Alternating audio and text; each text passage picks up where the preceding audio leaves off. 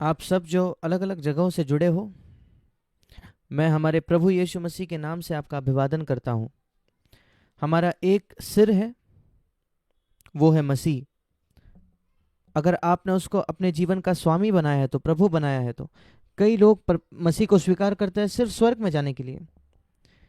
ये उस स्वार्थीपना का एक भाग है जो मनुष्य जाति में आ गया जब आदम ने पाप किया। सिर्फ अपने आप के विषय में सोचना कि मैं क्या प्राप्त करूंगा। परमेश्वर ने संसार से ऐसे प्रेम रखा कि उसने अपना इकलौता बेटा दे दिया।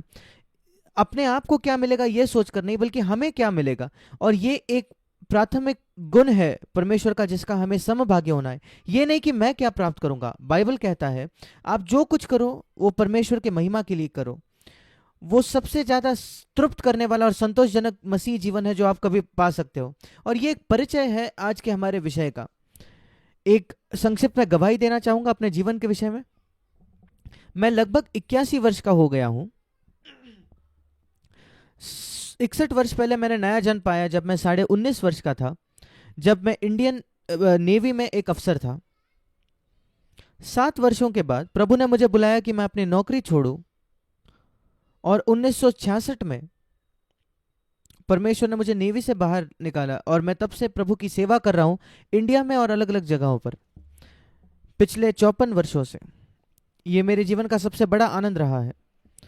हमारे कलीसियाओं में हम अलग सिद्धांतों पर काम करते हैं। हमारे पास कोई तनख्वाह दी हुई वर्कर्स नहीं है।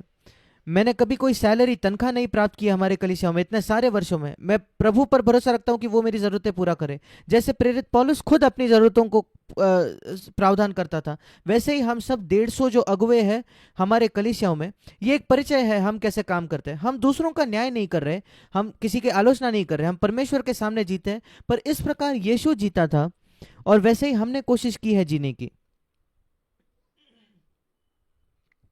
हमारे विषय की ओर मुड़ते हुए, पैसा और सेक्स के प्रति एक ईश्वरीय रवैया, ये दो बहुत बड़े समस्याएं हैं जो मनुष्यों की समस्या है हर जगह संसार में, पैसा और सेक्स।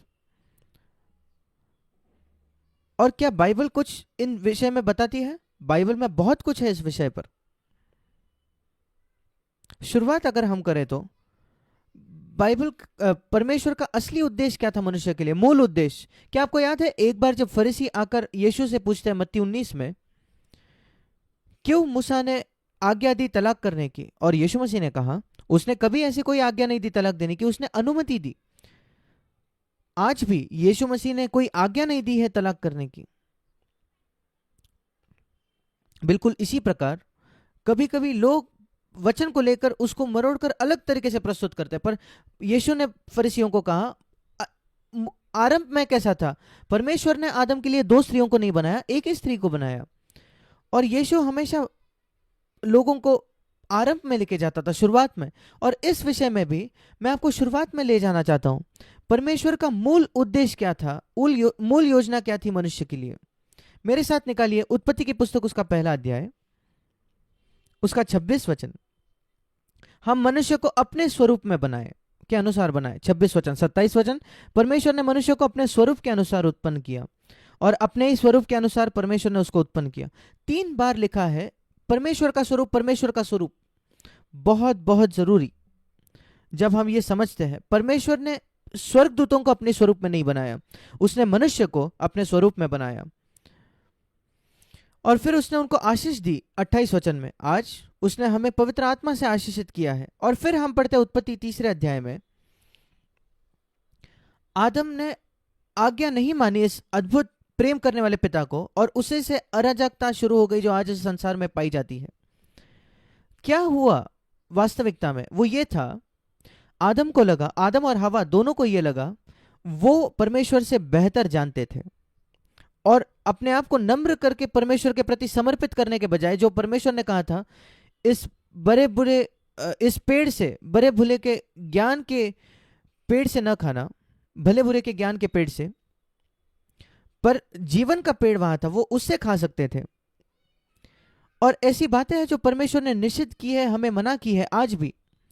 और जब हम सोचते हैं कि हम परमेश्वर से बेहतर जानते हैं, या हम उसके पास आ सकते हैं, जो मना की गई है उसको चख कर दे सकते हैं, परख सकते हैं, वही समस्या होती है जो आदम के साथ हुई। और इसी प्रकार पाप इस संसार में आया, और परमेश्वर की एक बड़ी लालसा थी कि मनुष्य को इस बात से बचाया जाए, और इसलिए उसने अपने बेटे को भेजा। और आप उस कहानी को जानते हो, पर उसके पहले कुछ वचन मैं दिखाना चाहता हूं। सबसे पहले यूहन्ना 14 उसका 21, यहां लिखा है, यीशु मसीह उस वचन के बीच में कहता है, जो मुझसे प्रेम करता है मेरा पिता उससे प्रेम रखेगा। मसीह जीवन सिर्फ स्वर्ग में जाने के विषय में नहीं है। अगर आपको मैं ईमानदारी से बताऊं, मुझे स्वर्ग में जाने में कोई दिलचस्पी नहीं है, बिल्कुल शून्य दिलचस्पी। और परमेश्वर मेरा गवाह है जब मैं इस बात को कहता हूं, मैं यीशु मसीह के साथ होना चाहता हूं। वो जहां कहीं भी है वो मेरा स्वर्ग है। और इस वजह से मेरे लिए स्वर्ग की शुरुआत तो हो चुकी है, क्योंकि मैं यीशु के साथ अब जी रहा हूं हर दिन। और मसीह जीवन सिर्फ यीशु में विश्वास करने के विषय में नहीं है। जो मुझसे प्रेम रखेगा मेरा पिता उससे प्रेम रखेगा, और मैं अपने आप को उस पर प्रकट करूंगा। मैं धन्यवाद देता हूं कैसे यीशु मसीह ने अपने आप को मुझे प्रकट किया है पिछले कुछ वर्षों में। पर उसकी शुरुआत होती है पिता से प्रेम करने में, परमेश्वर से प्रेम करना। और अगर आप पैसा या सेक्स से परमेश्वर से अधिक प्रेम करते हो तो यह वचन आपके लिए नहीं है। जो मुझसे प्रेम रखता है मेरा पिता उससे प्रेम रखेगा। अगर आप यीशु मसीह किसी भी और व्यक्ति से अधिक प्रेम करते हो, वो शिष्य होने की एक प्राथमिक शर्त है।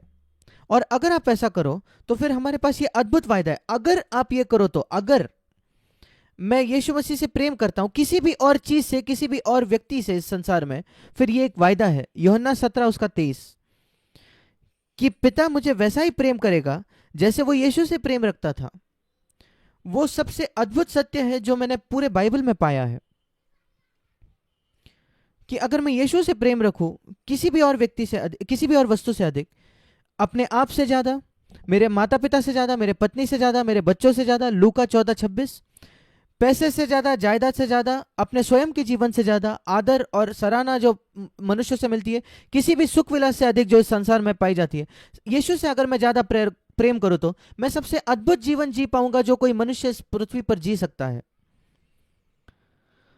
पिता मुझसे प्रेम करेगा बिल्कुल वैसे ही जैसे वो यीशु मसीह से प्रेम करता था जब यीशु इस पृथ्वी पर चलता था। क्या आप कल्पना कर सकते हो इससे बड़ा सौभाग्य? और यह आप में से हर एक के लिए है। परमेश्वर के साथ कोई पक्षपात नहीं है। हम शुरुआत करते हैं यीशु मसीह से प्रेम करना, किसी भी वस्तु से अधिक और किसी भी व्यक्ति से अधिक इस पृथ्वी पर। और पिता मुझसे प्रेम करेगा, इसका मतलब जैसे वो यीशु मसीह के लिए चिंता करता था वो मेरी चिंता करता था, करेगा। क्या यह अद्भुत बात है? ये सबसे अद्भुत सत्य है जो मैंने पाया है बाइबल में, यूहन्ना 17:23। हमें शुरुआत यहां करना पड़ेगा। और मैं एक और वचन दिखाना चाहता हूं, बहुत जरूरी नियम परमेश्वर का जो कई मसीह नहीं समझे हैं। अगर आप इस नियम को समझ जाओ तो आपके जीवन के कई समस्याओं का हल हो जाएगा। परमेश्वर का नियम याकूब 4 में है और पहला पत्रस 5 में लिखा है, इस प्रकार है। पहला पत्रस 5वां अध्याय और उसका 5वां वचन, उसका आखिरी भाग। परमेश्वर अभिमानियों या घमंडियों का विरोध करता है, परंतु दीनों या नम्रों पर अनुग्रह करता है। मैं फिर एक बार इसको दोहराऊंगा, बहुत जरूरी है कि आप इसको याद रखें अपने जीवन भर। परमेश्वर अभिमानियों का विरोध करता है और नम्र दीनों पर अनुग्रह करता है। और प्रश्न ये नहीं कि बाकी लोग सोचते हैं क्या नहीं कि हम नम्र हैं। हम पूरे संसार को मूर्ख बना सकते हैं कि हम नम्र हैं, पर अगर हम अपने विषय में उच्च विचार रखते हैं और हमें लगता है कि हम बहुत जरूरी लोग हैं, फिर परमेश्वर हमारा विरोध करेगा। और एक और बात है, भजन 138 उसका 6वां वचन कहता है, परमेश्वर अभिमानियों को दूर ही से जान लेता है। वो अभिमानियों को अपने से बहुत दूर रखता है। कोई भी जो घमंडी है किसी भी बात के विषय में, आत्मिक तौर पर घमंडी, अपने भौतिक चीजों का घमंडी, अपने पढ़ाई लिखाई का घमंड, अपने सुंदरता का घमंड, किसी भी बात का घमंड, परमेश्वर उसको दूर रखता है। भजन 138:6, मैं परमेश्वर से दूर नहीं होना चाहता, मैं उसके बहुत समीप होना चाहता हूं, निकट होना चाहता हूं। और उसका एक ही रहस्य है, परमेश्वर नम्र लोगों को अपना अनुग्रह देता है। और रोमियो 6:14 बताता है, पाप प्रभुता नहीं कर पाएगा तुम पर जब तुम अनुग्रह के अधीन हो। और अगर आप पाप पर जयवंत होना चाहते हो, आपको अनुग्रह प्राप्त करना होगा। और परमेश्वर अपना अनुग्रह सिर्फ नम्र लोगों को देता है। एक और वचन परमेश्वर दो जगह पर रहता है। यशायाह 66 उसका दूसरा वचन, वो स्वर्ग में और बहुत पवित्र स्थान में, ऊंचे पवित्र स्थान पर रहता है, और वो उसके साथ भी रहता है जो दीन, या यशायाह 66:2, वो उनको देखता है, उन पर दृष्टि करता है जो दीन और खेदित मन के हैं, अपनी आत्मा में वो खेदित है। ये वो व्यक्ति है जिस पर परमेश्वर देखता है। अगर आप चाहते हो कि परमेश्वर आपकी ओर देखे तो नम्र हो जाइए और खेदित रहिए अपने हृदय, अपनी आत्मा में। ये शब्द आज के परिचय था। आइए हम अपने विषय की ओर जाए। वो उद्देश्य जिससे परमेश्वर ने हमारा उद्धार किया, कि हमें अपने मूल उद्देश्य को ले आए, असली उद्देश्य में, ताकि हम उसके स्वरूप को प्रकट करें। और जब यीशु मसीह इस पृथ्वी पर था, उसने पिता का स्वरूप बिल्कुल सिद्ध तौर पर प्रकट किया, और वो इस वजह से उसने हमें बुलाया है कि हम उस स्वरूप को प्रकट कर पाए अधिक और अधिक मात्रा में। जब हम पहले मसीह के पास आते हैं, हम इतने भ्रष्ट हो चुके होते हैं पाप से, पर परमेश्वर का अनुग्रह जो वो नम्र लोगों को देता है, वो हमारे जीवन को धीरे धीरे धीरे धीरे बदल सकता है कि अधिक अधिक मात्रा में हम मसीह के जैसे बन जाते हैं, बनते जाते हैं। उद्देश्य हमारे उद्धार का कि हम अधिक मसीह के जैसे बने। रोमियो की पत्री उसका 8वां अध्याय और उसका 29 वचन, क्योंकि जिन्हें उसने पहले से जान लिया था उन्हें पहले से ठहराया। इसका अर्थ उसका पहले से एक अंत उसने निर्धारित किया था। जब आप एक ट्रेन का टिकट खरीदते हो, उस पे आपका गंतव्य लिखा होता है, आप कहां जाने वाले हो। जब परमेश्वर ने आपका उद्धार किया, उसने निर्णय किया था कि आप कहां जाओगे, और वो अंत का जगह स्वर्ग नहीं है, गंतव्य स्वर्ग नहीं है, पहले से ही ठहराया है, ताकि हम उसके पुत्र के स्वरूप में हो जाए, मसीह के स्वरूप में हो जाए, ताकि यीशु मसीह अपने भाइयों में पहलौठा ठहरे, कई भाइयों बहनों में वो पहला हो जाए। वो परमेश्वर का उद्देश्य है, इसको कभी ना भूले। कभी मत सोचे कि उद्धार परमेश्वर का उद्देश्य यह है कि वो आपको स्वर्ग ले जाए, बिल्कुल नहीं। वो आपको यीशु के जैसा बनाना चाहता है, और अगर आप उस उद्देश्य को नहीं बना रहे थे तो आप परमेश्वर की योजना को बिगाड़ रहे हो। जैसे अगर आप ट्रेन टिकट पाते हो एक जगह से दूसरे जगह जाने के लिए, अगर आप सही ट्रेन में हो तो हर एक क्षण, हर एक आप आपके गंतव्य के पास पहुंचते जाते हो। और अगर आप सही मार्ग पर हो, हर दिन हर साल आप अधिक अधिक मसीह के जैसे बनते हो। अगर आप नहीं तो आप गलत दिशा में जा रहे हो। अपने जीवन को परख कर देखें, कैसे है पिछले साल की तुलना में आपका जीवन। आपकी पत्नी आपके विषय में क्या सोचती है, आपका पति आपके विषय में क्या सोचता है। क्या आप अधिक मसीह के जैसे बन गए हो? अगर नहीं तो आप गलत दिशा में जा रहे हो मेरे भाई, मेरे बहन। और इसलिए इसको याद रखें, इसको मन में रखें। आइए हम निकाले पहला यूहन्ना उसका 2 अध्याय और उसका 6 वचन। ये एक अद्भुत बुलाहट है। हर कोई जो कहता है कि वो मसीह में बना रहता है, उसे चाहिए कि वो आप भी वैसा ही चले जैसा वो चलता था। क्या यह संभव है? परमेश्वर कभी हमें ऐसी आज्ञा नहीं देगा जो असंभव हो। आपका रवैया क्या होना चाहिए पैसे के प्रति? वही रवैया जो पैसे का, यीशु का पैसे प्रति था, वो हमारा लक्ष्य है। आप वहां एक रात में नहीं जाओगे, एक दिन में नहीं जाओगे, पर अगर आप काम करो हर साल, ध्यान से सुनिए, हर साल आपका पैसे के प्रति रवैया और अधिक मसीह के रवैये जैसे बन जाएगा जब पैसे के प्रति उसका था। सेक्स, आपका सेक्स के प्रति जो रवैया है वो वही रवैया होगा जो यीशु का था। यीशु मसीह कभी विवाहित नहीं था, पर वो सब बातों में परखा गया। बाइबल बताता है बिल्कुल हमारी तरह वो परखा गया। इब्रानियों 4:15, क्या आप परखे जाते हो किसी क्षेत्र में, प्रलोभित होते हो? इब्रानियों 4:15 कहता है यीशु मसीह बिल्कुल हमारी तरह परखा गया, पर उसने कभी पाप नहीं किया, वो निष्पाप रहा। वो पैसे से प्रलोभित हुआ, वो सेक्स से प्रलोभित हुआ, पर उसने कभी पाप नहीं किया। और हमारी बुलाहट है कि हम वैसे ही चले जैसे वो चलता था। हम उसके जैसे रातों रात नहीं बन जाते। पहला यूहन्ना उसका 3 अध्याय उसका 2 वचन, जब मसीह वापस आएगा, आखिरी भाग, हम उसके जैसे बनेंगे, उसके समान। हम कभी उसके समान पूरी तरीके से नहीं बन सकते जब तक वो वापस ना आता। पैसे के प्रति हमारा रवैया और सेक्स के प्रति हमारा रवैया 100% यीशु मसीह के रवैये तक तब तक नहीं बनेगा जब तक वो वापस नहीं आता, पर वो बेहतर होना चाहिए। अगर वो आज 1% उसके रवैये जैसा है, तो कम से कम 1.1% होना चाहिए अगले साल, या 1.2%, 1.5%, 2%, 5%, 10%। साल प्रति साल हम उसके जैसा बनते जाते हैं। लोगों के प्रति उसका रवैया चीजों के प्रति उसका रवैया, प्रलोभन के प्रति उसका रवैया, हम उसके समान अधिक अधिक बनते जाएंगे। और वो अचानक अपने आप नहीं होता। पहला यूहन्ना 3 अध्याय 3 वचन कहता है, अगर आप में ये आशा है, बहुत जरूरी वचन है, अगर आपके अंदर ये आशा है कि आप मसीह के जैसे बनोगे जब वो आएगा, तो उसका क्या सबूत है? आप अपने आप को वैसा ही पवित्र करते रहोगे। अब बाइबल कहता है कि यीशु मसीह का लहू हमें शुद्ध करता है। ये परमेश्वर का काम है। अगर हम अपने पापों को मान ले और अपने पापों से हम मुड़ जाए, तो परमेश्वर विश्वास योग्य है कि वो हमें शुद्ध करे अपने लहू से और हमें साफ करे सारे अधर्म से। पर यह परमेश्वर का काम है। वो हमारे अतीत से बर्ताव करता है। हम कभी अपने अतीत को साफ नहीं कर सकते, शुद्ध नहीं कर सकते। 10,000 अच्छे काम, लाखों अच्छे काम एक पाप को मिटा नहीं सकते। सिर्फ मसीह का लहू ही, जो उस क्रूस पर उसने बहाया, जो न्याय उसने लिया कलवरी के क्रूस पर, जो नर्क उसने अनुभव किया हमारे लिए, वो हमारे पापों की क्षमा देता है। पर हम क्षमा के आगे जा रहे हैं।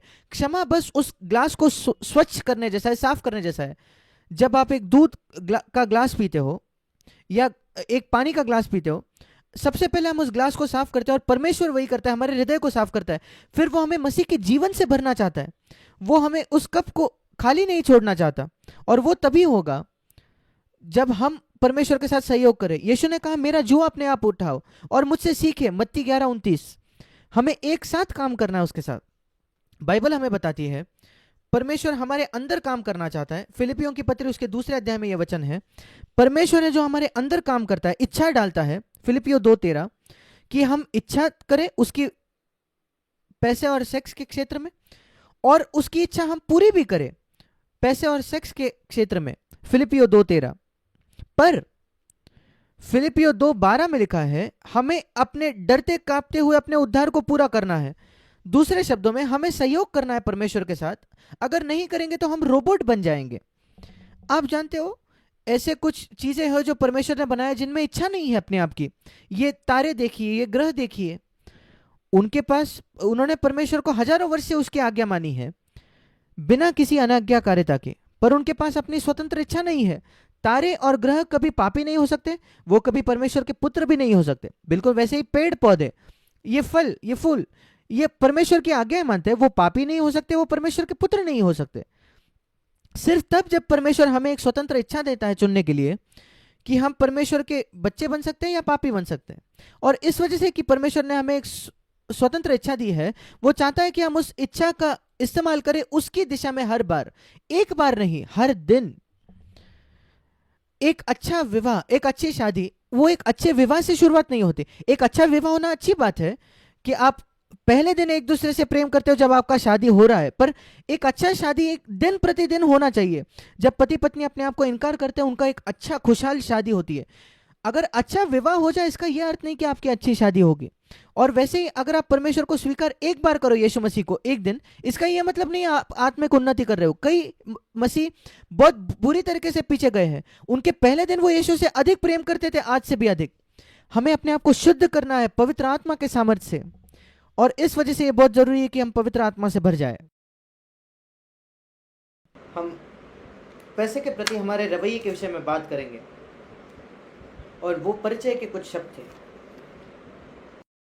मैं आपको एक वचन दिखाना चाहता हूं जो कई लोग गंभीरता से नहीं लेते। लूका 16 उसका 13वां वचन मेरे साथ निकालिए। ये बहुत बहुत जरूरी वचन है। अगर आप नहीं जानते तो इसको आप देखिए।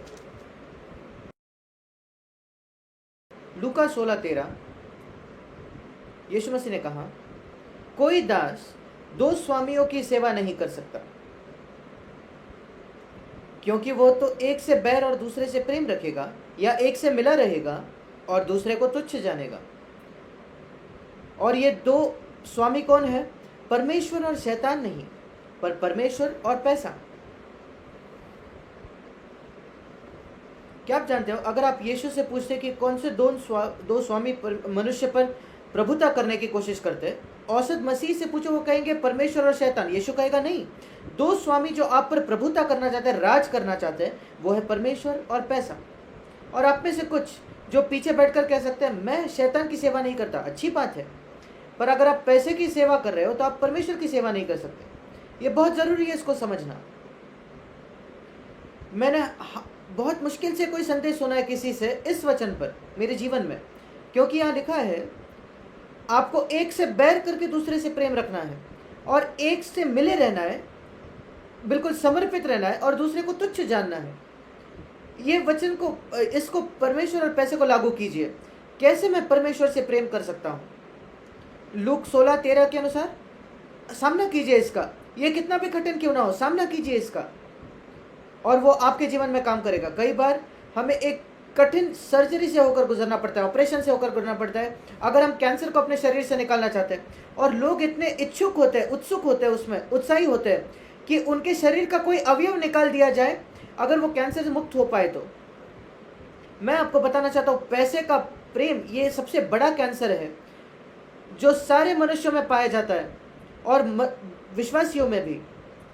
वो परमेश्वर पवित्र आत्मा नहीं चाहते कि वो उनके अंदर कोई सर्जरी करे ताकि वो पैसे का प्रेम उनसे निकाल फेंके, और इस वजह से इसलिए वो परमेश्वर से प्रेम नहीं करते। वो सोचते हैं कि वो कर रहे हैं क्योंकि वो मसीह काम में सक्रिय है, और वो इतनी बातें कर रहे हैं, वो प्रचार करते हैं, सब कुछ करते हैं। पर मैं आपको बताना चाहता हूँ यीशु मसीह के नाम से, अगर आप पैसे से प्रेम करते हो तो आप परमेश्वर से प्रेम नहीं करते। मुझे याद है जब मैंने यहाँ ये कई प्रचार किया था, किसी ने आकर मुझे कहा, अरे ऐसा कोई है भी क्या जो पैसे से प्रेम नहीं करता? नहीं, काफ़ी लोग हैं, शायद आप नहीं करते, आप उनमें से नहीं हो, पर कई लोग हैं जो पैसे से, यीशु मसीह से पैसे से अधिक प्रेम करते हैं, किसी भी दूसरे बात से अधिक। घृणा करने का क्या मतलब है? लूका 16:13, बैर करने का क्या अर्थ है? दूसरे वचन में 2 अध्याय पहले लूका 14:26 में यीशु मसीह ने बताया, अगर तुम मेरे शिष्य होना चाहते हो तो अपने पिता, अपने माता, पत्नी, बच्चों, भाइयों, बहनों और अपने प्राण को अप्रिय जानना है या घृणा करनी है। और वहाँ घृणा का क्या मतलब है? क्योंकि दूसरे जगह में वो कहता है माता पिता का आदर करो, अपने पत्नी से वैसा प्रेम करो जैसे मसीह ने कलीसिया से किया। तो ये एक दूसरे के विरोधी नहीं है। यहाँ घृणा करना, अप्रिय जानने का अर्थ यह है, माता पिता को मसीह का प्रेम इतना अधिक होना चाहिए कि दूसरे सारे प्रेम गायब हो जाते हैं, मानो अंधेरे में। जब सूर्य उदय होता है, वो सारे जो तारों का ज्योति है वो गायब हो जाती है। ज्योति तो है तारों में बहुत ज़्यादा ज्योति है, पर वो गायब हो जाती है जब सूर्य का उदय होता है। वो एक उदाहरण है। क्या अर्थ है जब यीशु मसीह ने कहा घृणा? और जब हम वचन की तुलना वचन से करते हैं, मत्ती 10:37 में लिखा है, यीशु का कहना था, जो माता पिता मुझसे अधिक प्रेम अगर करता हो तो वो मेरे योग्य नहीं। इनको एक साथ रखे, मत्ती 10:37। आपको पैसे से घृणा करके परमेश्वर से प्रेम करना है, इसका मतलब मुझे परमेश्वर पर पैसे से अधिक प्रेम करना है, जैसे मुझे परमेश्वर पे अपने माता पिता, अपने बच्चे और पत्नी से अधिक प्रेम करना है। नहीं तो आप शिष्य नहीं हो सकते अगर आप सर्वोच्च रीति से यीशु पर प्रेम नहीं करते। आपके जीवन का पहला स्थान उसका होना चाहिए, नहीं तो आपके पास उसके लिए कोई स्थान नहीं है। और पैसा कई बार वो जगह ले लेता है जो मसीह की होनी चाहिए। हमें पैसे को नीचे डालना है, ऐसा नहीं कि आप उसका इस्तेमाल नहीं कर सकते। क्या आप जानते हो बाइबल के शुरुआत में पहले अध्याय और आखिरी अध्याय में सोने के विषय में लिखा है। अदन बाग में सोना था। क्या आप जानते थे इस बात को? उत्पत्ति की पुस्तक उसका 2 अध्याय उसका 11वां वचन, वहां सोना है लिखा है। उत्पत्ति 2:11 अदन में। और 12वें वचन में लिखा है, उस देश का सोना चोखा होता है। सोना अच्छा है अगर वो परमेश्वर की उपस्थिति में है, सिर्फ तभी। उत्पत्ति 2:12। और दूसरी जगह जहां हम सोने के विषय में पढ़ते हैं, प्रकाशित वाक्य उसका 21 अध्याय, और यहां लिखा है 21 वचन में, प्रकाशित वाक्य 21:21। बाइबल के शुरुआत में आप सोने के विषय में पढ़ते हो, बाइबल के अंत में आप सोने के विषय में पढ़ते हो। और यहां लिखा है, नगर की सड़क, स्वर्ग की जो सड़क होती है वो कांच के समान शुद्ध सोने की थी। स्वर्ग में लोग सोने के ऊपर चलकर जाते हैं, सोना उनके पैर के तले होता है। यहाँ पृथ्वी पर लोग सोना अपने सिर पर डालते हैं, अपने गले में डालते हैं, अपने कानों में डालते हैं, पर स्वर्ग में उसको पैरों के तले रखते हैं। दूसरे शब्दों में वहाँ चित्र यह है, सोने का मुझ पर कोई सामर्थ नहीं है, पैसे का मुझ पर कोई सामर्थ नहीं। वो है, वो अच्छा है। आपने उत्पत्ति 12 में पढ़ा, उत्पत्ति 2 में पढ़ा और प्रकाशित वाक्य 1 में पढ़ा, पर उसे मेरे पैर के नीचे होना है अगर वो अच्छा होना है तो। अगर वो मेरे मन को भर रहा है तो वो अच्छा नहीं है। पैसे को मेरे पैरों के नीचे होना है, मुझे उसका स्वामी होना है पैसे का। पैसा मेरा स्वामी नहीं होना चाहिए, वो मुख्य बात है। पैसा एक अच्छा सेवक है पर एक बहुत बदतर स्वामी है। क्या आपके पास बहुत सा पैसा हो सकता है और शिष्य हो सकते हो क्या आप यीशु के? ये इस पर निर्भर है वो सारे आपके सेवक है या नहीं। अब्राहम के विषय में हम पढ़ते हैं, उसके 318 सेवक थे। कितने, क्या ही बड़ी संख्या है, पर अब्राहम स्वामी था। उनमें से 318 में से हर एक सेवक, एक से एक सेवक अब्राहम की बात मानता था, आज्ञा मानता था। आप एक बहुत अमीर व्यक्ति हो सकते हो, धनी व्यक्ति हो सकते हो, पर अगर पैसे आपके पैर के नीचे हैं तो आप यीशु मसीह के शिष्य हो सकते हो। या आप बहुत कम पैसा हो सकता है, शायद एक ही सेवक है आपके पास, पर अगर वो सेवक आपके घर का स्वामी बन जाए तो फिर आप स्वामी नहीं रहे। प्रश्न ये नहीं है कि आपके पास कितना पैसा है, प्रश्न ये है कि पैसा आपके पैरों के नीचे है या आपके सिर के ऊपर है।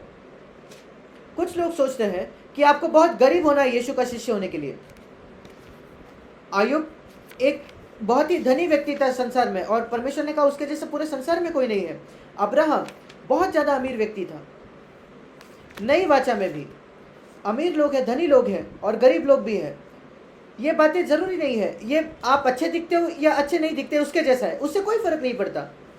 अगर आप कैसे दिखते हो उसको आप ज्यादा मायने देते हो तो आप यीशु के शिष्य नहीं हो सकते। पर अगर आपके लिए वो कोई मायने नहीं रखता, आपकी सुंदरता, आपकी शिष्यता, यीशु के आप शिष्य क्या हो या नहीं, ये इस पर निर्भर नहीं कि आप कितने सुंदर दिखते हो, कितने लंबे हो, कितने अच्छे दिखते हो, आपके त्वचा का रंग क्या है, इस पर बिल्कुल भी निर्भर नहीं है। प्रश्न है ये सारी बात आपके स्वामी है या आपके पैरों के नीचे है या नहीं, और मसीह इकलौता आपका प्रभु है। वो सबसे जरूरी बात है पैसे के संबंध में। जहां जैसे लूका 16:13 कहता है, मैं यीशु के प्रति समर्पित नहीं हो सकता जब तक मैं नहीं कहूंगा पैसा तेरा मुझ पर कोई सामर्थ नहीं है, तू मेरा दास है, मैं तुझे घर से नहीं निकालने वाला, मुझे तेरी जरूरत है।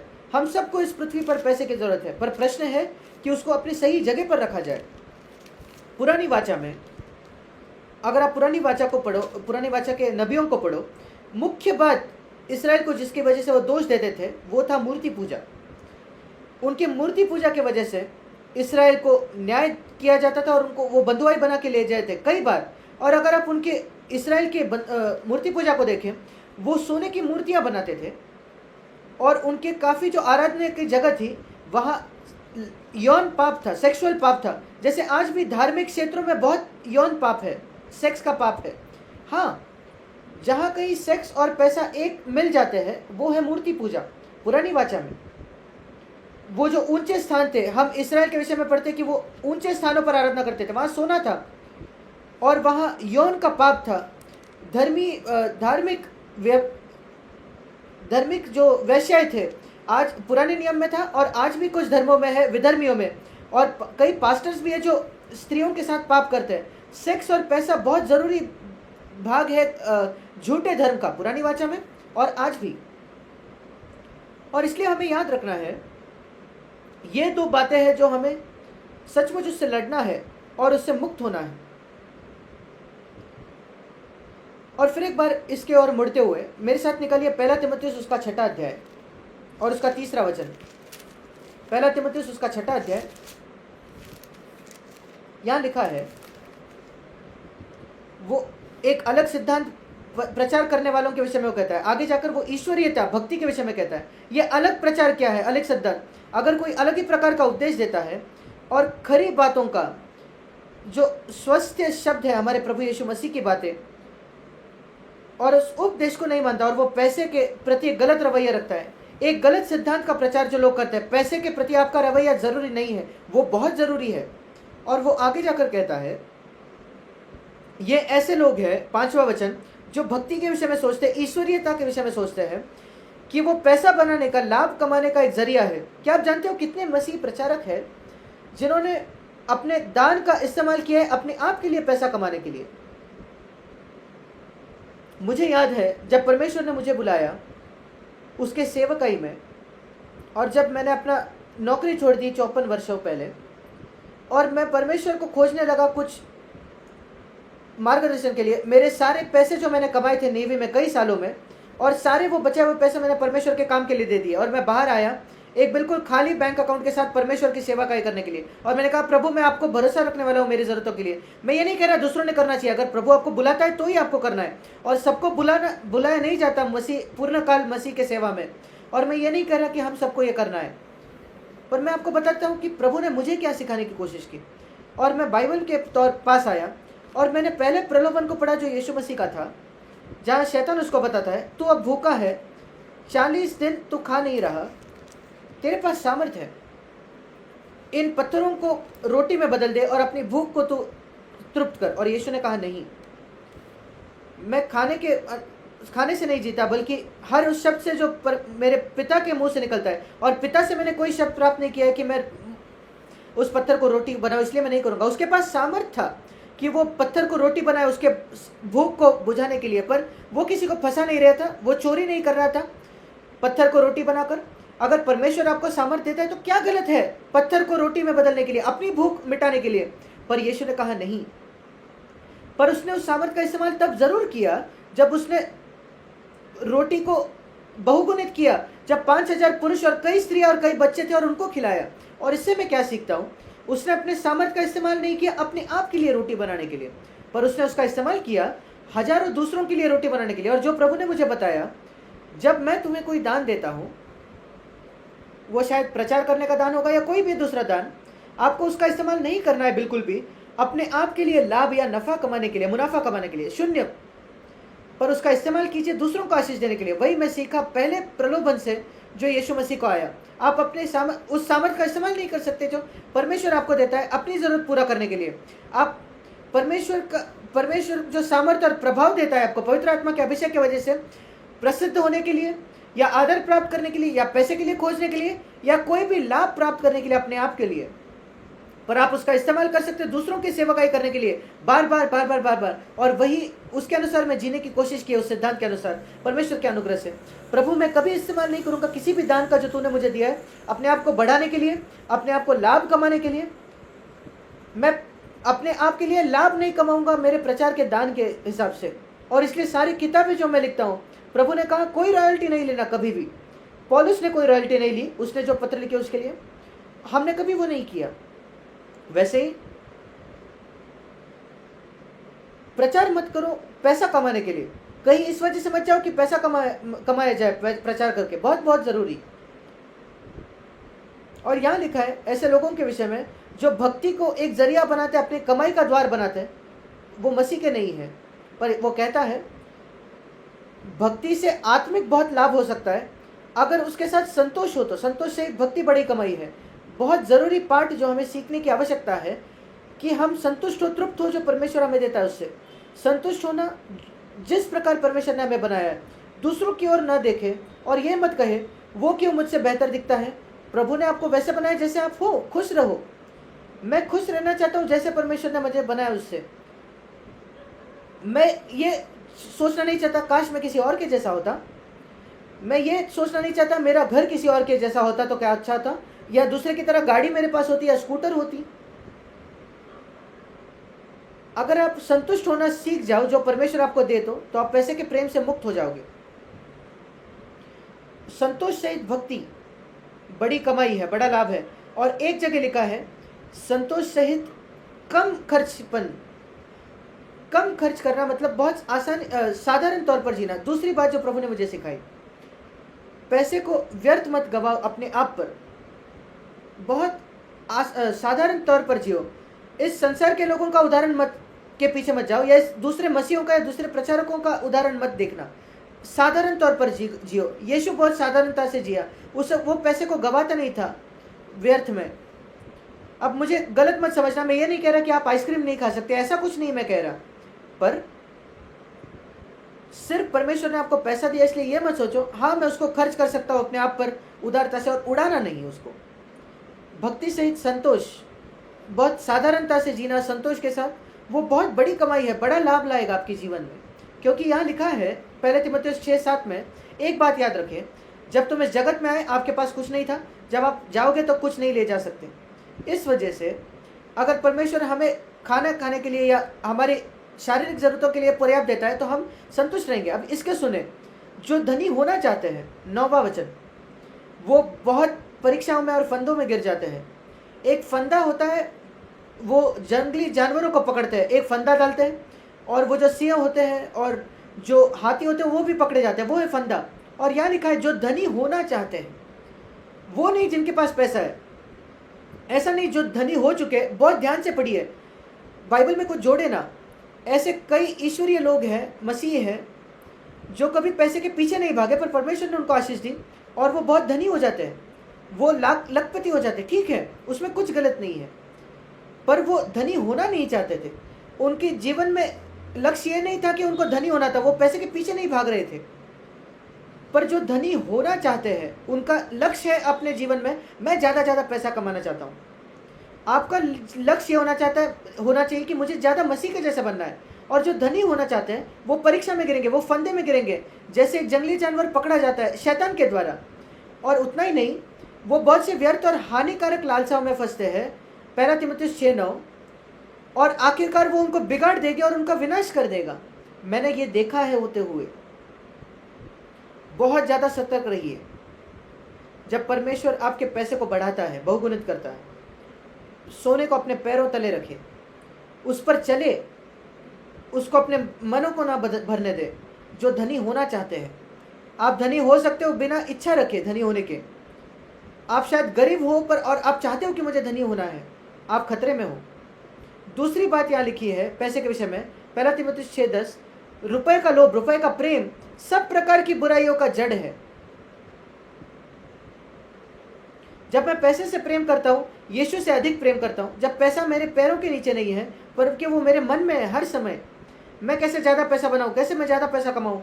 मैं गरीबों की बात नहीं कर रहा जो संघर्ष कर रहे हैं जीने के लिए, विशेषकर इस समय जब एक महामारी चल रही है और कई लोगों ने अपनी नौकरियां खो दी है। ये स्वाभाविक है मैं सोचना कि कैसे मैं पैसा कमाऊँ थोड़ा अपने परिवार का गुजारा करने के लिए, उसमें कुछ गलत नहीं है। वो ज़रूरत आवश्यकताओं के विषय में सोच रहे हैं, ऐसे लोगों की मैं बात नहीं कर रहा। ऐसे लोग जिनके पास अपनी ज़रूरत से अधिक है और वो अधिक अधिक चाहते हैं और वो धनी होना चाहते हैं और पैसे से प्रेम करते हैं। और यहाँ लिखा है 10वां वचन, जो ये लालसा रखते हैं अधिक अधिक अधिक पैसा कमाने के लिए, वो एक जड़ है। 10वां वचन पहला तीमुथियुस 6:10, उसमें से सारी बुराइयां बाहर आती हैं। सोच कर देखिए, एक जड़ जिसमें से एक पेड़ बाहर आता है, सारी प्रकार की बुराइयां, वो क्या है, जड़ क्या है, पैसे का प्रेम। और जो उसकी लालसा रखते हैं वो विश्वास से भटक गए हैं। प्राप्त करने का प्रयत्न, एक सबसे आसान तरीका विश्वास से भटकने का, सच्चे विश्वास से भटक के अपने उद्धार को खोने का और नरक में जाने का, वो है ये लालसा रखना कि अधिक अधिक अधिक मैं पैसा कमाऊं। मैं इसको स्पष्ट करना चाहता हूं, अगर परमेश्वर आपको दे और आप उसको खोज नहीं रहे, आप उसके पीछे नहीं भाग रहे, आप उससे प्रेम नहीं करते, लालसा नहीं रखते, परमेश्वर देता है उसको स्वीकार करें। पर अगर आप लालसा रखते हो, उससे प्रेम करते हो और आप बहुत उत्साही हो ज़्यादा ज़्यादा धनी बनने के लिए, आप भटक सकते हो विश्वास से एक दिन, और आप अपने आप को बिल्कुल अपने आप को और अपने परिवार को कई दुखों से छलनी करोगे। बहुत ज़्यादा सतर्क रहिए।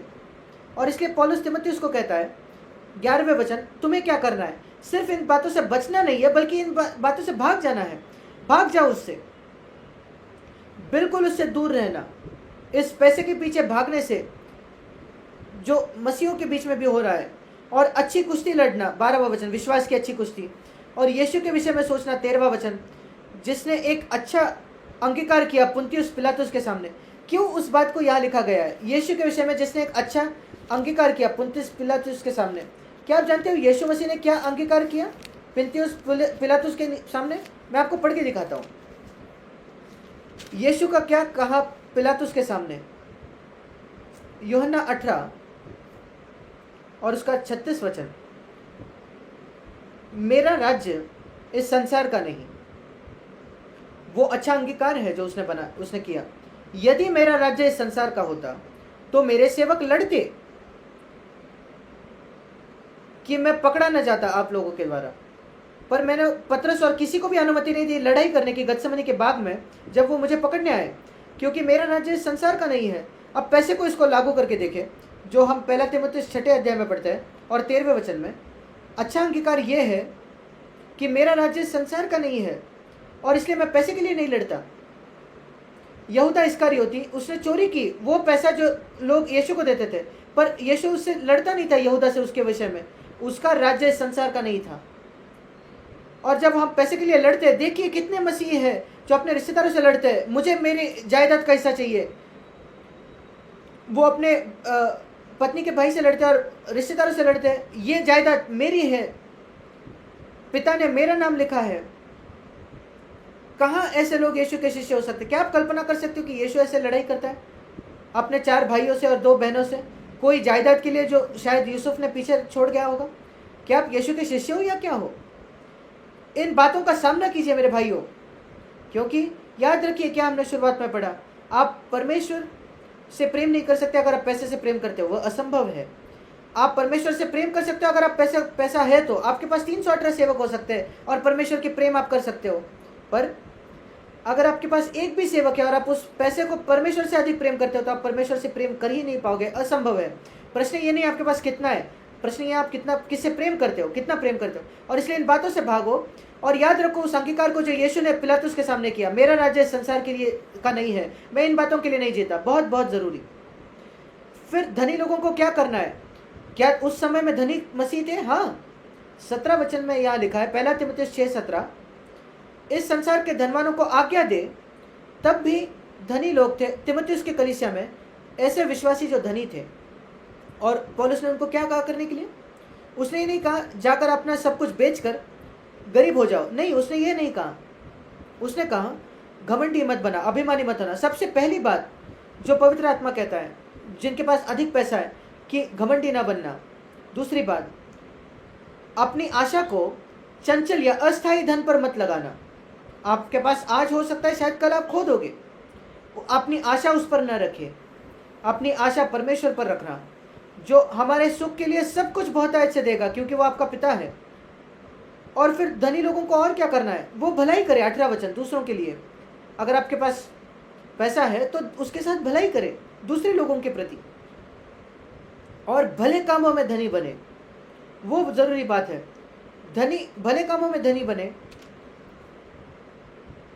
और उदार और साहित्य देने को में तत्पर हो। कितनी अद्भुत बातें लिखी है यहाँ जो आप कर सकते हो।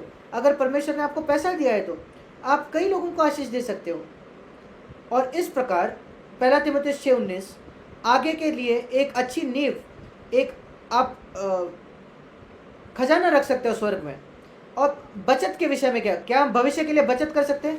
यीशु मसीह ने कहा अपने आप के लिए इस पैसा मत जमा करना। मेरे साथ निकालिए मत्ती 6 उसका 19 वचन, अपने लिए पृथ्वी पर धन इकट्ठा न करो। बहुत स्पष्ट आज्ञा है, हमें धन स्वर्ग में इकट्ठा करनी है। और हमने 1 तीमुथियुस 6 में पढ़ा हमें ये कैसे कर सकते हैं। पर बाइबल ये भी बताती है 2 कुरिन्थियों उसके 12वें अध्याय में और उसके 14वें वचन में, आपको बच्चों के लिए आपको जमा कर रखना है, बचत करके रखनी है। 2 कुरिन्थियों 12-14, माता पिताओं को अपने बच्चों के लिए संपत्ति इकट्ठा करके रखनी है, धन बटोरना है। दूसरे शब्दों में हमें अपने बच्चों के लिए प्रावधान करना है। और 1 तीमुथियुस उसके 5वें अध्याय में यह भी लिखा है, 1 तीमुथियुस का 5वां अध्याय और यहाँ 8वें वचन में लिखा है, अगर एक व्यक्ति अपने परिवार की चिंता न करे तो, प्रावधान न करे तो, 1 तीमुथियुस 5:8, तो वो अविश्वासी से भी बुरा हो गया है। परमेश्वर अगर आपको पैसा देता है, आपके बच्चों के लिए प्रावधान करना है, उनकी देखभाल करनी है, पर अपने आप के लिए उसको बटोर कर इकट्ठा न करें। बहुत बहुत जरूरी। आगे यीशु मसीह यहाँ कहता है चिंता करने के विषय में, पैसे के संबंध में, मत्ती 6 उसका 25 वचन। ये कहने के बाद 24 वचन में कि कोई दो स्वामियों की सेवा नहीं कर सकता। फिर वो कहता है चिंता मत करो। बहुत सारी चिंता इस वजह से आती है पैसे के क्षेत्र में। ये परमेश्वर की इच्छा नहीं है कि हम चिंता करें। 3 बार मत्ती 6 में यीशु मसीह कहता है कि चिंता मत करो। मत्ती 6:25 चिंता मत करो, मत्ती 6:31 चिंता मत करो, मत्ती 6:34 चिंता मत करो। चिंता मत करो। बहुत सारी चिंता करना इस वजह से आती है क्योंकि हम अपने स्वर्गीय पिता पर भरोसा नहीं करते कि वो हमारा प्रावधान करेगा सारी ज़रूरतों का, और वो पैसे से संबंधित है। और इसलिए अगर आप पैसे के प्रेम से आज़ाद हो जाते हो और पूरे हृदय से परमेश्वर पर प्रेम करते हो, हम पाएंगे कि ये सचमुच सच हो जाता है कि परमेश्वर हमारी ज़रूरतों को पूरा करता है। और क्या ये सही है कि हम बचत खाता रखें? हाँ, सेविंग्स अकाउंट यीशु के पास था। जो कुछ पैसा लोग उसको देते थे, लोग उसको दान देते थे। और यहूदा इस्करियोती वो एक सेविंग्स बैंक के जैसा था। एक दिन पे यीशु खर्च नहीं करता था, वो अगले दिन के लिए, अगले हफ्ते के लिए रखता था, क्योंकि 13 लोग निर्भर थे, यीशु और 12 शिष्य, उनमें से कई लोग शादीशुदा थे, उनके परिवार का देखभाल करना था। और वहाँ हम क्या सीखते हैं? एक बचत खाता रखने में कुछ गलत नहीं है, पर बहुत गलत है पैसे पे प्रेम करना। बुद्धिमान होना, बुद्धिमानी से इस्तेमाल करना पैसे का, वो बाइबल हमें प्रोत्साहित करता है। जब हम यीशु के जीवन को देखते हैं, आइए हम उसके जीवन को देखें। 30 वर्ष वो घर पर था, एक बढ़ई वो था, सुतार था। उसको एक सीखना पड़ा इस बात को, पैसे को कैसे इस्तेमाल करते हैं। उसको अपने पैसे कमाने पड़े कड़ी मेहनत करके। और 99% मसीहों का वही उदाहरण है, वही परिस्थिति है। यीशु मसीह के उदाहरण से सीखे वो बढ़ई था। वो एक गरीब घर से था, 4 भाई थे और 2 बहनें थी। शायद यूसुफ मर चुका था, उसकी माता और 4 भाई और 2 बहनों को आधार देना था। और एक बढ़ई तो काम करता था, मेहनत करता था, खराई से रहता था, कभी धोखा नहीं देता था, मेहनत करता था। शायद लोग उसको धोखा देते थे, पर उसने किसी को धोखा नहीं दिया। मेहनत करना अपने परिवार का गुजारा करने के लिए, वो पहली बात हम सीखते हैं यीशु के उदाहरण से। और उसके अंत में, उस समय के अंत में, जब उसका बपतिस्मा हुआ, यीशु परमेश्वर ने कहा, ये मेरा प्रिय पुत्र है जिसमें मैं अति प्रसन्न हूँ, मैं बहुत खुश हूँ। पैसे के प्रति उसके रवैया को देखकर, कैसे उसने बड़े होकर काम किया, मैं आपको बताना चाहता हूँ। परमेश्वर यही आपके विषय में भी कहना पाए। आप कैसे भी अपने पैसे कमाते हो, परमेश्वर आपको देखकर कहे, मैं बहुत खुश हूँ ये व्यक्ति कैसे अपना पैसा कमाता है, कैसे उसका इस्तेमाल करता है। फिर 3.5 वर्षों के लिए यीशु एक पूरा समय क्रिश्चियन वर्कर था, मसीह सेवकाई में था। तब पैसे का क्या रवैया था उसका? कभी एक बार भी उसने किसी को अपनी ज़रूरत के विषय में नहीं बताया। आज हम देखते हैं कितने मसीह सेवक हैं जो प्रेयर के पत्र लिखते हैं, यहाँ वहाँ सब जगह, हम ये कर रहे हैं प्रभु के लिए, हम ये कर रहे हैं, ये हमारी ज़रूरत है, ये हमारी ज़रूरत है। और अगर वो ये भी नहीं कहे, वो कहते हैं प्रार्थना करो। प्रार्थना करने का मतलब है हमें पैसा दे दो। ये सब धोखा है, फसावट है।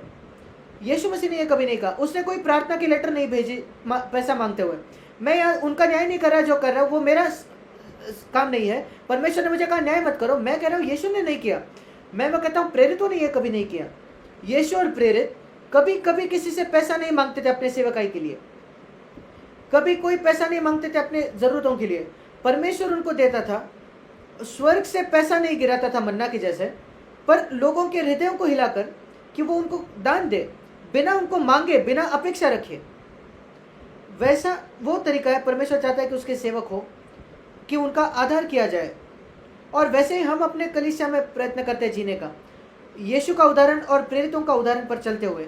हम यहाँ किसी और का न्याय नहीं करते, नहीं, पर हमने कोशिश की है यीशु के पीछे चलने का। और आप मसीह सेवक हो तो मैं आपको प्रोत्साहित देना चाहता हूँ, यीशु के उदाहरण के पीछे चले, और पीछे फिसले हुए अर्ध हृदय के जो मसीह सेवक है उनके उदाहरण को मत देखें, जिनको आप संसार में आज देखते हो। एक सही रवैया पैसे के प्रति, वो बहुत बहुत ज़रूरी है अगर आप मसीह काम में हो तो। कभी मसीह काम में ना आना, सेवकाई में ना आना एक सैलरी को खोजते हुए। यीशु मसीह ने अपने शिष्यों को तनख्वाह नहीं दी। अगर आप तनख्वाह पाते हो तो जाकर कोई काम करना, मसीह सेवकाई में मत आओ। एक पास्टर होने की कोशिश मत करो, एक तनख्वाह के लिए मत जियो, प्रभु पर भरोसा करो।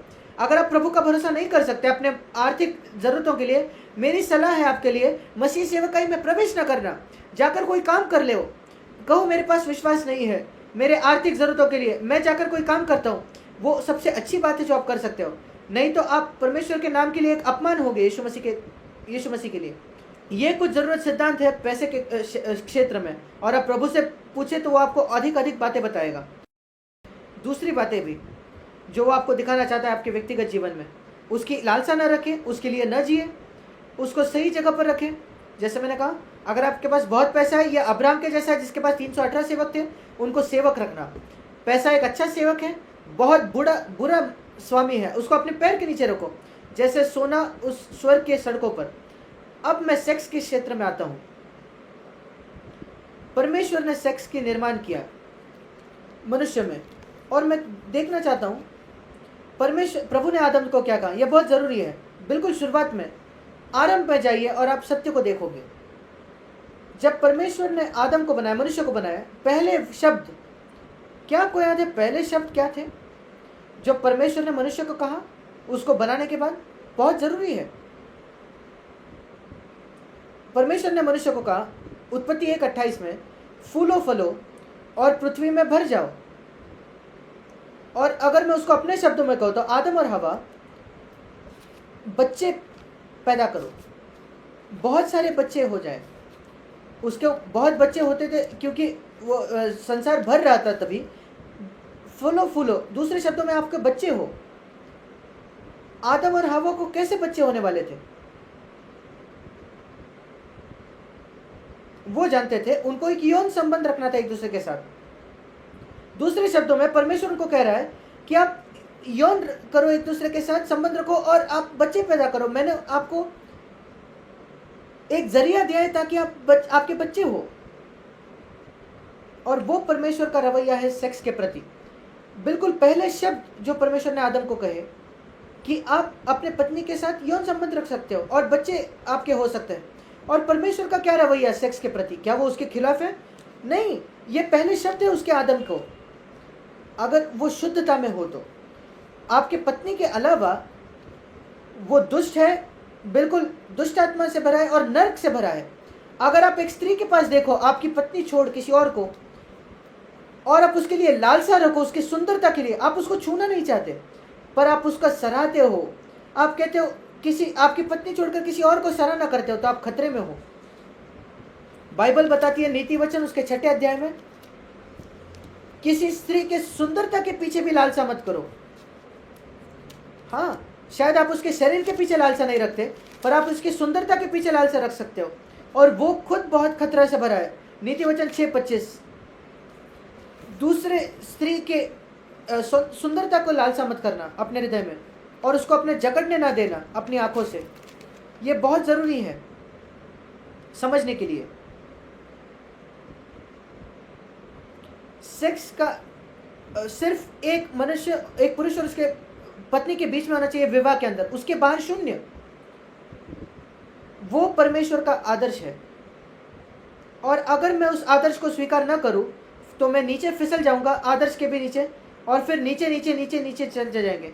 एक बार आप थोड़ा नीचे आदर्श रखने लगो परमेश्वर से नीचे सेक्स के क्षेत्र में, फिर वो एक आप फिसल जाते हो। जैसे बच्चे खेलते जो वो घसर गुंडी होते हैं, आप उस पर गिरते हो, वो अचानक नीचे चले जाते हैं। आप हमें बहुत सतर्क होना है कि आप एक नीचे न आ जाओ, एक कदम। एक यौन संबंध जो है मनुष्य और उसके पत्नी के बीच में, वो सिर्फ शादी के लिए ही है, आरक्षित है बिल्कुल। आपको उसके विषय में कहानियां नहीं पढ़नी है, गलत सेक्स के विषय में आपको पढ़ना नहीं है, देखना नहीं है, पोर्नोग्राफी, अश्लील बातों को। वो सारी बातें दुष्ट है, वो परमेश्वर की इच्छा के बाहर है। वो परिणाम है गिरे हुए मनुष्य का कि वो ऐसे मार्गों को खोजता है कैसे परमेश्वर के आदर्श का अनाज्ञाकारी वो बने। परमेश्वर सेक्स के खिलाफ नहीं है। अगर वो शादी के अंदर हो तो वो 100% उसके खिलाफ है। अगर वो शादी के बाहर हो तो मेरे साथ निकालिए 1 कुरिन्थियों उसका 6 अध्याय। एक सुंदर वचन है यहाँ, 1 कुरिन्थियों उसका 6 अध्याय, जहाँ दो बहुत लालसाओं के विषय में जो मनुष्य के शरीर में होती है। हमारे मनुष्य के शरीर में 2 इच्छा, 2 लालसाएं हैं। एक है खाने के विषय में लालसा, और दूसरा है सेक्स के प्रति लालसा। हमारे शरीर में परमेश्वर ने बनाया, आपको उसके लिए शर्म नहीं आना चाहिए, आपको शर्मिंदा नहीं होना है कि आपको भूख लगती है, आपको शर्मिंदा नहीं होना चाहिए कि आपके अंदर एक इच्छा है सेक्स के लिए, पर दोनों को एक नियंत्रण में रखना है, काबू में रखना है। मुझे चोरी नहीं करनी है खाने की अपनी भूख बुझाने के लिए, मिटाने के लिए, वो गलत है। और मुझे सेक्स के क्षेत्र में छीनना नहीं है, चोरी नहीं करनी है। अगर परमेश्वर मुझे सेक्स देगा, जब तक मेरा विवाह नहीं होगा तब तक मुझे धीरज रखना है, नहीं तो मैं पाप कर रहा हूं।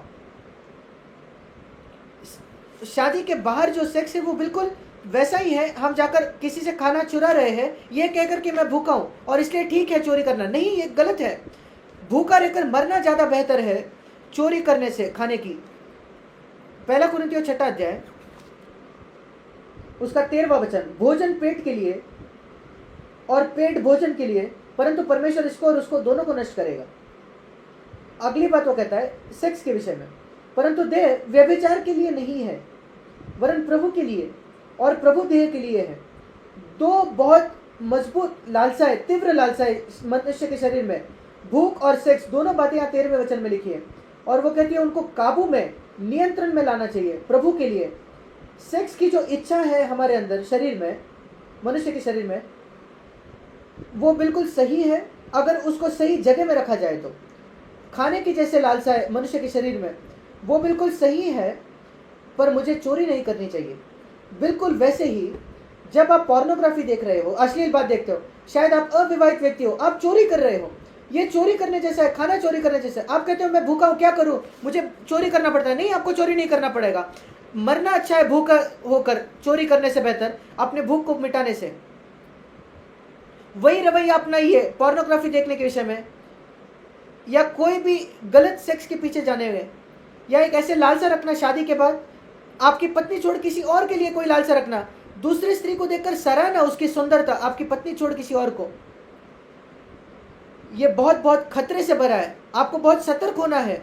शायद आपकी पत्नी किसी क्षेत्र में अच्छी नहीं है और आप इसकी तुलना कर सकते हो किसी दूसरे से। आप बहुत बड़े खतरे में हो, बहुत बड़े खतरे में हो।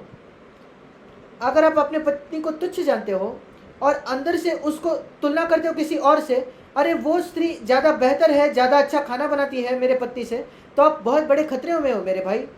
जब आप अपने पत्नी की तुलना करते हो किसी और से, उससे तृप्त रहे उस पत्नी से जो आपके पास है, नहीं तो आप खतरे में हो पाप करने के। हमें बिल्कुल संतुष्ट होना है जो कुछ परमेश्वर हमें देता है उससे।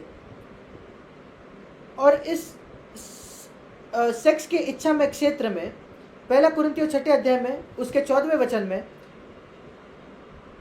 देह व्यभिचार के लिए नहीं है, 13वां वचन, गलत सेक्स के लिए, या व्यभिचार करना शादी के पहले जो सेक्स होता है, या पोर्नोग्राफी या कोई भी बात, वो प्रभु के लिए है। और जब मेरा शरीर प्रभु के लिए है, प्रभु मेरे शरीर के लिए होगा। ये एक अद्भुत वचन है। अगर आप कहते प्रभु मेरी देह 100% तेरे लिए होने वाली है, जैसे मैंने हृदय तुझे दिया कई सालों पहले, अब प्रभु मैं अपने शरीर को तुझे देता हूं। ये एक अद्भुत बात है। कई मसीह उन्होंने अपने हृदय को शरीर को प्रभु को दिया, पर अपना शरीर नहीं दिया है। वो इतने पेटू है, खाते खाते खाते खाते रहते हैं और मोटे हो जाते हैं और बीमार पड़ जाते हैं, और उनकी इतनी लालसा है सेक्स के लिए, वो उसको काबू में नहीं रख सकते। उनका शरीर प्रभु के लिए नहीं है। वो कहते हैं उनका हृदय प्रभु को उन्होंने दिया है। शरीर का क्या, आपका शरीर प्रभु के लिए है, वो खाने के लिए नहीं है और व्यभिचार के लिए नहीं है। और फिर प्रभु अपने देह के लिए है। मैंने बहुत ज़्यादा सांत्वना पाया इस वचन में, विशेषकर जब मैं बीमार हुआ हूँ कभी भी, और मैं कहता हूँ प्रभु आप जानते हो मेरा शरीर आपके लिए है। और इस वचन के अनुसार 1 कुरिन्थियों 6:13, आप मेरे लिए हो, मेरा शरीर आपके लिए है प्रभु, फिर आप मेरे शरीर के लिए हो। और मैं आपको ये वायदा देना चाहता हूँ सबको कि आप इसको गंभीरता से लें। अगर आप कहो आपका शरीर 100% प्रभु के लिए है, 1 कुरिन्थियों 6:13 के अनुसार प्रभु कहेगा मैं 100% तुम्हारे शरीर के लिए हूँ। क्या ही अद्भुत बात है ये। क्यों ना आपके शरीर इकलौते सिर्फ ये प्रभु के लिए हो। प्रभु मैं कभी अपने शरीर को भ्रष्ट नहीं करूँगा, पेटू होने से, अधिक खाने से, भोजन खाते रहने से, और बिना अनुशासन के खाने से, या लोभ करना उसके लिए जो मेरे पास नहीं है। और मैं अपने शरीर को भ्रष्ट नहीं करूँगा सेक्स के साथ, मेरे विचारों में, या किसी भी दूसरी आदत से। यीशु मसीह ने कहा सेक्स के विचारों के विषय में, वो व्यभिचार के ही इतना बुरा है। मत्ती उसका 6 अध्याय, मत्ती उसका 5वां अध्याय, माफ करना, और उसका 27-28 वचन, वो कहता है तुम आज्ञा जानते हो कि व्यभिचार न करना, परंतु मैं तुमसे कहता हूं जो कोई भी क्यों ना हो, वो उसको मसीह कहे या पास्टर कहे या प्रचारक कहे या कोई भी हो, जो कोई किसी स्त्री पर कुदृष्टि डाले, उसकी पत्नी छोड़ किसी और को, कोई भी एक कुदृष्टि के साथ, लालसा के साथ, वो उसको छू नहीं रहा। शायद वो एक स्त्री है जो सड़क पर दूसरी ओर चल रही है, वो एक स्त्री है जो एक एडवर्टाइजिंग के बोर्ड पर है, रास्ते पर बोर्ड जो होते हैं, या कोई मैगजीन में उसका चित्र है एक स्त्री का, आप जानते भी नहीं वो स्त्री कौन है। आप एक स्त्री को देखते हो, उसके चित्र को कोई स्क्रीन पर, एक कंप्यूटर पर या लैपटॉप पर, और आप उसके लिए लालसा रखते हो, कुदृष्टि डालते हो, जो आपकी पत्नी नहीं है। आपने उसको छुआ नहीं है, आप जानते भी नहीं वो कौन है, पर आपके हृदय में, आपके मन में आपकी एक लालसा है उसको छूने के लिए और उसके शरीर को पाने के लिए आपने उसके साथ व्यभिचार कर चुके हो। और आप कह सकते हो कि मैंने कभी जीवन में व्यभिचार नहीं किया। आपने सभी बार व्यभिचार किया है अपने हृदय में। उसका क्या हल है? बिल्कुल तीव्र बन जाए, उग्र बन जाए। यीशु मसीह उदाहरण इस्तेमाल करता है, अगर आपका दाहिना आंख ठोकर खिलाता है क्योंकि आप स्त्रियों के पीछे लालसा करते हो, उसको निकाल कर फेंक दो। बेहतर है एक आंख के साथ जीकर हम स्वर्ग जाए, दो आंखें होकर नरक में जाने के बजाय। मत्ती 5:29 में यही प्रभु कह रहा है। और क्या कहेगा कि अगर दाहिनी आंख को निकालो तो आप बाई आंख से लालसा करो, फिर उसको भी बाहर निकालो। यीशु मसीह का क्या अर्थ था? वो ये नहीं कहना था कि शारीरिक तौर पर हम अपनी आंखों को बाहर निकाले। उसने कहा हाथ को काट दो। उसने आगे कहा 30 वचन में, आप अपने हाथों के साथ पाप कर सकते हो सेक्स से, उसको काट दो। उसका अर्थ क्या था? जब आप प्रलोभित होते हो देखने के लिए किसी को और लालसा करने के लिए आंखों से, कल्पना कीजिए कि आप अंधे हो, अपनी आंखें बंद कर लो। वो उसका अर्थ है, उसका काट दो। कैसे आंख निकाल सकते हो? दाहिने हाथ, आंख बंद कर लो। कैसे अपने बाई आंख को काट सकते हो? उसको बंद कर लो। और कहिए प्रभु मैं वहां देखना नहीं चाहता, वो मुझे प्रलोभित कर रहा है, मैं अपनी आंखें मोड़ देना चाहता हूँ, मैं अपनी आंखें बंद करने वाला हूँ। धन्यवाद है प्रभु के लिए, उसने हमको ये आंखें दिए कि हम अपनी आंखों को बंद कर सकते हैं और उसी प्रकार हम आंखों को फेंक सकते हैं। और अगर आपका दाहिना हाथ पाप करने पे प्रलोभित करता है, सोचिए कि आपके दो हाथ है ही नहीं, कट गए, मेरे पास हाथ ही नहीं है, अब मैं क्या करूं?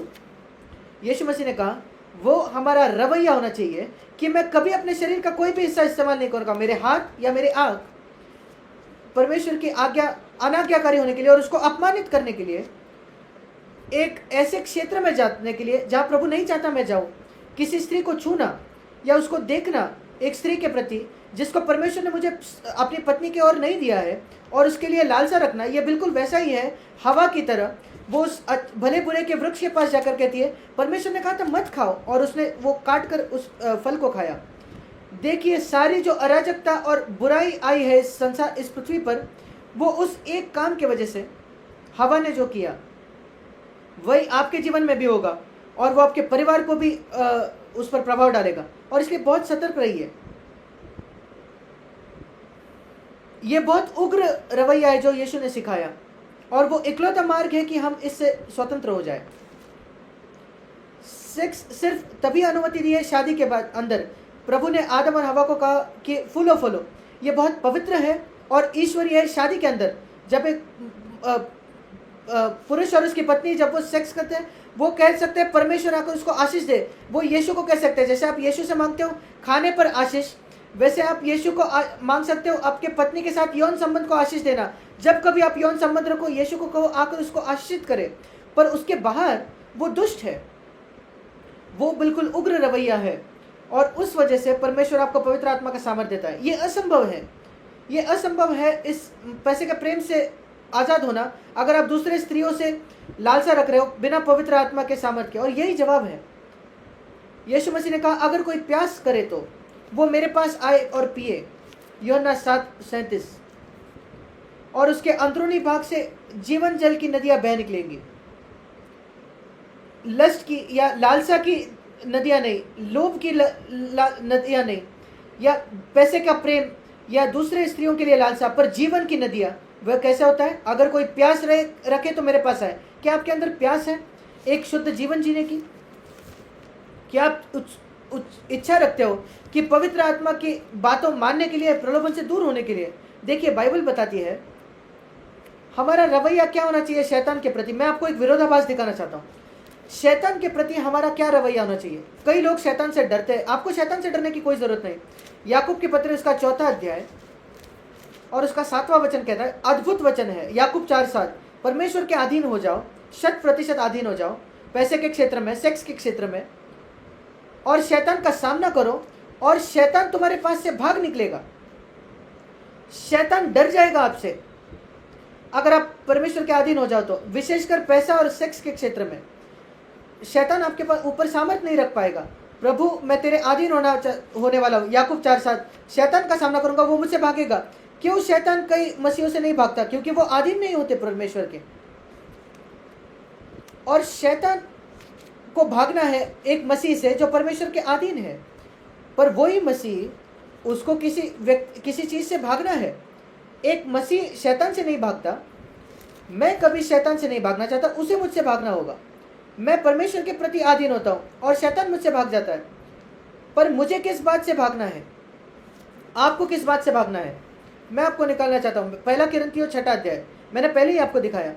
1 कुरिन्थियों उसका 6 अध्याय, भोजन पेट के लिए 13वां वचन, और हमारा शरीर देह के लिए नहीं है, व्यभिचार के लिए नहीं है, प्रभु हमारे लिए है। फिर वो आगे क्या कहता है? 1 कुरिन्थियों 6:18, व्यभिचार से बचे रहो, हिंदी में लिखा है, इंग्लिश में लिखा है व्यभिचार से भाग जाओ। किसी बात से भी भाग जाओ जो आपको प्रलोभित करेगा, लालसा जहां आपको हो सकती है। कोई जगह में मत जाओ जहां आप लालसा पा सकते हो। कोई स्त्री या कोई जवान लड़की आप लालसा महसूस करते हो, उससे मिलना छोड़ दो, उसके नजदीक जाना छोड़ दो जो प्रलोभित करेगा। उनसे दूर रहो, उससे भाग जाओ। हम एक अच्छा रिश्ता हो सकता है मनुष्यों से, स्त्रियों से, पर अगर एक विशेष व्यक्ति आपको लालसा पर मजबूर करता है तो उससे दूर रहो, उससे भाग जाओ। इंग्लिश में बहुत अच्छा शब्द इस्तेमाल किया, भाग जाओ। चल के जाना नहीं, चल के जाना व्यभिचार से ऐसा नहीं, भाग जाओ उससे। कौन ज्यादा मजबूत है, शैतान या एक स्त्री जो आपको प्रलोभित करती है, लालसा करने पर मजबूर करती है? वो शैतान, आप उसका सामना करोगे तो वो भागेगा। पर जब एक स्त्री आपको प्रलोभित करते, ऐसा लिखा कि आपको उससे भागना है, शैतान आपसे भाग जाएगा, पर आपको उस स्त्री से भाग जाना है जो आपको लालसा करने पर मजबूर करती है। कौन ज्यादा बलवंत है? मैं आपको दाऊद के नाम से पूछना चाहता हूं, राजा दाऊद के जीवन से कौन ज्यादा सामर्थ्य से भरा था, गोलियत या बत्शेबा? एक पत्थर से वो गोलियत को नीचे गिरा सका और गोलियत वही मर गया। अंत था। वो शैतान का एक चित्र है। पर बत्शेबा एक ही उसके पास झलक से, उसको देखकर उसने दाऊद को गिरा दिया। जिसने गोलियत को गिराया था, मार गिराया था, एक स्त्री ने उसको गिरा दिया। वो कई मसीहों की गवाही है की परिस्थिति है। और ये काफी नहीं है कि मैंने व्यभिचार नहीं किया। आप कई बार व्यभिचार में गिर पड़े हो अपने विचारों में। कई बत्शेबा ने आपको नीचे गिरा दिया आपके विचारों में और आपको बिल्कुल निकम्मा बना दिया है प्रभु के लिए, परमेश्वर के लिए। मेरा ये विश्वास है कई पुरुष वो निकम्मे हो गए परमेश्वर के लिए, क्योंकि वो सतर्क नहीं रहे पैसे के क्षेत्र में और सेक्स के क्षेत्र में। परमेश्वर चाहता है जवान पुरुष जो पूर्ण हृदयी हो, उग्र हो। वो चाहता है जवान स्त्रियां जो शुद्ध रखे पैसे के क्षेत्र में और सेक्स के क्षेत्र में और पूर्ण हृदय के ऊपर। आपको लड़ाई लड़नी होगी। मैं आपको यह भी बताना चाहता हूं, 1 कुरिन्थियों उसका 10वां अध्याय और 13वां वचन, परमेश्वर आपको किसी भी ऐसे परीक्षा नहीं गिरने देगा आपके सहने से बाहर हो, पैसे के क्षेत्र में या सेक्स के क्षेत्र में। परमेश्वर बिल्कुल गिन कर सही मात्रा में आपको प्रलोभन देता है। अगर ज्यादा है आपके लिए तो वो उसको रोक देगा। ये एक बहुत बड़ा सांत्वना आया मेरे लिए। परमेश्वर कभी मुझे अनुमति नहीं देगा मेरी क्षमता से अधिक मेरा प्रलोभन हो। 1 कुरिन्थियों 10:13, हर परीक्षा के साथ वो निकास, बचने का मार्ग निकालेगा जैसे मैं उससे बाहर पड़ पाऊं, एक निकास का मार्ग। और वो है परमेश्वर को मांगना अनुग्रह के लिए। परमेश्वर मुझे अनुग्रह दे, क्योंकि पाप मुझ पर प्रभुता नहीं करेगा, रोमियो 6:14, जब मैं अनुग्रह के अधीन हूं। और मैं आपको बताना चाहता हूं अंतिम में, पवित्र आत्मा इस वजह से आया कि वो आपको अनुग्रह दे। प्यास रखे परमेश्वर पवित्र आत्मा के सामर्थ्य से। जब कभी आप प्रलोभित होते हैं, पुकारे, प्रभु मुझे अब अनुग्रह दे, मैं प्रलोभित हो रहा हूं, मैं जयवंत होना चाहता हूं। और मैं आपको बताना चाहता हूं, आपका जीवन इतना उपयुक्त होगा, उपयोगी होगा परमेश्वर के लिए, जब आप जय पाओगे पैसे के क्षेत्र में और सेक्स के क्षेत्र में। मेरा विश्वास है क्यों इतने लोग निकम्मे हैं परमेश्वर के लिए इस पृथ्वी पर, मसीही लोग, क्योंकि वो उनके निजी जीवन में, विचारों के जीवन में बिल्कुल अविश्वास योग्य रहे हैं, पैसे के क्षेत्र में और सेक्स के क्षेत्र में। और बहुत कुछ है जिसके विषय में हम कह सकते हैं, पर परमेश्वर को मांगे कि वो आपको दिखाए, और मेरा विश्वास है परमेश्वर आपको दिखाएगा। कई ऐसी बातें इन दो क्षेत्रों में जहां शैतान हमारे जीवन में अंदर आ जाता है और आपको बिल्कुल तबाह कर देता है। परमेश्वर दीनों को अनुग्रह देता है। घमंडी मत बनना कि मैं उस पर जीत सकता हूं। नहीं, कहिए प्रभु मैं निर्बल हूं, मैं बहुत निर्बल व्यक्ति हूं, पैसा मुझे आपसे दूर खींच सकता है, मैं बहुत निर्बल व्यक्ति हूं, मैं प्रलोभित हो सकता हूं स्त्रियों से इतना आसानी से, क्योंकि मैं निर्बल हूं। मैं आपको पकड़े रहता हूं प्रभु कि मैं गिरूं नहीं इन क्षेत्रों में बिल्कुल भी।